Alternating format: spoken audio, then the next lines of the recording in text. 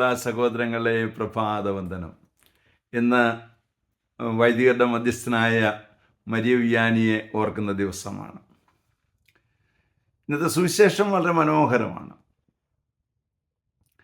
നമ്മുടെ ഇടയിൽ ഫരിസേയ മനോഭാവമുണ്ടോ എന്ന് നമുക്ക് ചിന്തിക്കാൻ പറ്റുന്ന ഒരു കാര്യമാണ്. വേറൊരാൾ എന്തെങ്കിലും ചെയ്താൽ അതിനിട്ട് നോക്കി അവനത് ചെയ്ത് ശരിയായില്ല, തെറ്റായിപ്പോയി എന്നൊക്കെ പറയുന്ന രീതി നമ്മിൽ പലർക്കും ഉണ്ട്.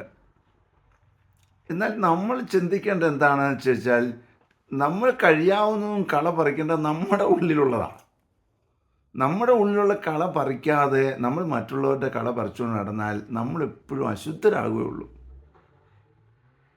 അതുകൊണ്ട് നമ്മളിലുള്ളത് നോക്കുക, പറിക്കാൻ പറ്റുന്നതാണ് പറിക്കുക. ഇല്ലെങ്കിൽ അനുദപിക്കാനായിട്ട് കർത്താവെ കൃപ തരണേ എന്ന് പ്രാർത്ഥിക്കുക.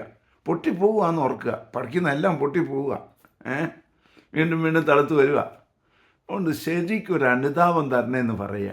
അപ്പോൾ അനുതാപം തന്നാൽ തീർച്ചയായിട്ടും അത് ചോടോടെ പറിച്ചു കളയാൻ പറ്റും. കേട്ടോ? അതിനുള്ള കൃപാവരം ലഭിക്കട്ടെ. പ്രാർത്ഥിക്കാവേ. പരിശുദ്ധ അമ്മേ സഹായിക്കണേ.